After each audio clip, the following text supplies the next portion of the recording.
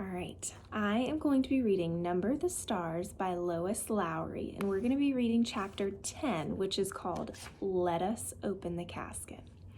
Now, before we get started, I want you to make sure that you've got your reading journal and a pencil. Just like in class, as I'm reading, I expect you guys to be taking notes. So some of the things that we were taking notes on were things that the author was repeating. We talked about how in historical fiction, these authors will repeat things that they might be symbols, things that seem pretty small, but when we start piecing all the pieces together, we start to realize that those little things like the cupcakes, those actually have a bigger meaning. And we've actually started talking about theme and what is this author really trying to tell us? What is the theme of this book? So you guys are taking notes on things like that and other events that you think are important, and also questions that I ask you guys. And so just like at school, I'm going to be asking you some questions, and I expect for you to be writing your answers in your reading journal. And since this is a little bit different than school, what you'll do is when you hear me ask a question, you're going to listen to the whole question, then you're going to pause the video, you'll answer the question in your reading journal, and then you're going to resume the video, because I'm just going to pause for a second to ask the question, but then I'm going to keep reading. I'm not going to just sit here and wait for you guys to answer. So that's going to be up to you to be able to pause the video. The other cool thing is if you guys ever hear something and you want it repeated, you can rewind the video and you can hear it again. So I am going to reread the last paragraph of the previous chapter, which is called Why Are You Lying? Ellen was still outside, but in a moment the door opened and she returned, held tightly, like a little girl, her bare legs dangling against her father's chest. Her mother was beside them. Chapter 10, Let Us Open the Casket. You are all here now, Uncle Henrik said, looking around the living room. I must go. Anne-Marie stood in the wide doorway looking in from the hall. The baby slept now, and its mother looked tired. Her husband sat beside her, his arm across her shoulders. The old man's head was still bent. Peter sat alone, leaning forward with his elbows on his knees. It was clear he was deep in thought.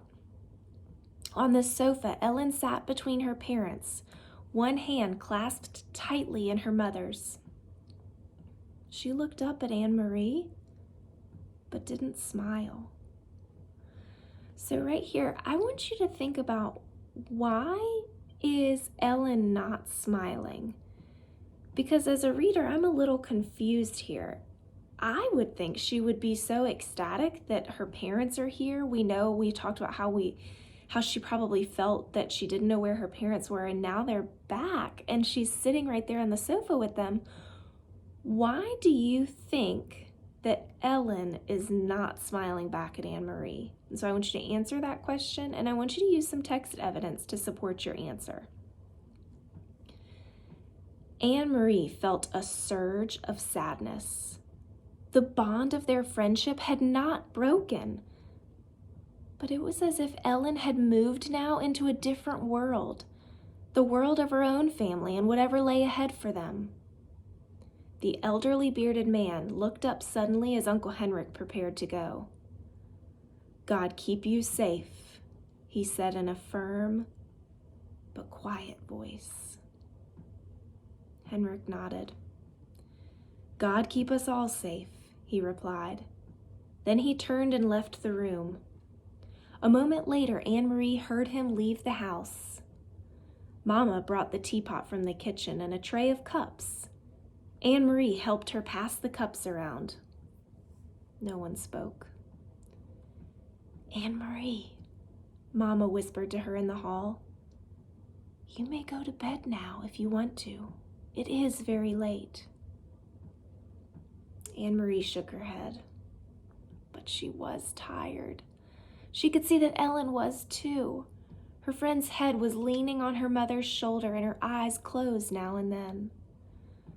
Finally, Anne-Marie went to the empty rocking chair in the corner of the living room and curled there with her head against its soft padded back. She dozed. She was startled by the half-sleep, by the sudden sweep of headlights through the sheer curtains and across the room as a car pulled up outside. The car doors slammed. Everyone in the room tensed, but no one spoke. She heard, as if in a recurring nightmare, the pounding on the door, and then the heavy, frightening, familiar staccato of boots on the kitchen floor. The woman with the baby gasped and began suddenly to weep. The male, accented voice from the kitchen was loud. "We have observed," he said, "that an unusual number of people have gathered at this house tonight. What is the explanation?"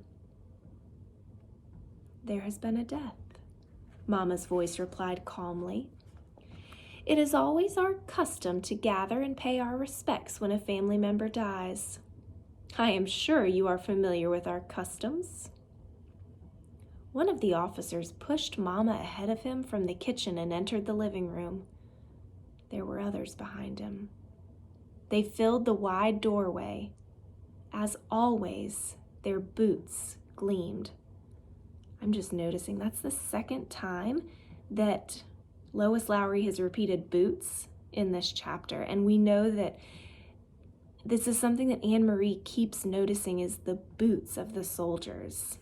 It's interesting. You might have a theory about that. Why do you think this author keeps repeating the boots? Why is that something Anne-Marie is always noticing? As always, their boots gleamed, their guns, their helmets, all of them gleamed in the candlelight. Anne-Marie watched as the man's eyes moved around the room.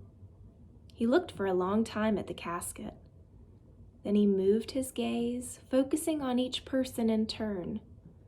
When his eyes reached her, she looked back at him steadily. "Who died?" he asked harshly. No one answered. They watched Anne-Marie, and she realized that the officer was directing the question at her. Now she knew for certain what Uncle Henrik had meant when he had talked to her in the barn. To be brave came more easily if you knew nothing. So remember, we read a couple chapters ago when Anne-Marie confronted Uncle Henrik and was saying that they're all lying to her. And we talked about, is it easier if you don't know anything? Is it easier to be brave in that case? And you guys had your own opinions that we shared out. So my question to you is, what is it that Anne-Marie doesn't know? It says to be brave came more easily if you knew nothing. Do you think it's going to be easy for Anne-Marie to be brave? Does she know something, or is there something that she still doesn't know? I want you to write that down in your journals. You guys could also tell me, what do you think Anne-Marie is thinking right now? How would you react in this situation? Put yourself in Anne-Marie's shoes. How would she be feeling right now? She swallowed. "My great Aunt Berta." She lied in a firm voice. The officer moved forward suddenly across the room to the casket. He placed one gloved hand on its lid. "Poor great Aunt Berta," he said in a condescending voice. "I do know your customs," he said, turning his gaze toward Mama, who still stood in the doorway. "And I know it is the custom to pay one's respect by looking your loved one in the face. It seems odd to me that you have closed this coffin up so tightly." His hand was in a fist, and he rubbed it across the edge of the polished lid. "Why is it not open?" he demanded. "Let us open it up and take one last look at great Aunt Berta." Anne-Marie saw Peter across the room, stiffen in his chair, lift his chin and reach slowly with one hand toward his side. Mama walked quickly across the room, directly to the casket, directly to the officer. "You're right," she said. "The doctor said it should be closed because Aunt Great Bertha died of typhus." And friends, typhus, if you've never heard of it, this was a really infectious disease that was common during times of war and famine. And so it's not really common now, but it was something that during this time period, it was common for people to be sick with typhus and to often die from it.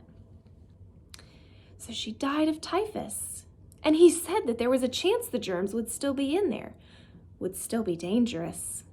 But what does he know? Only a country doctor, and an old man at that. Surely typhus germs wouldn't linger in a dead person. And dear great Aunt Bertha, I have been longing to see her face, to kiss her goodbye. Of course we will open the casket. I'm glad you suggested. So my question to you right now is, why do you think Mama responded to the officer in this way? So use some text evidence. Think about the way Mama just responded. Think back to what you're envisioning in this scene. Why did Mama respond in this way? And what do you think that tells us about the type of person that she is? And then a final question I have for you is, how would you respond if you were Mama? We've got these soldiers right here. We've talked about the soldiers and we know the threat of them. Would you respond in this way? I don't know. I'm anxious to hear what you have to say, though. Of course we will open the casket. I'm glad you suggested.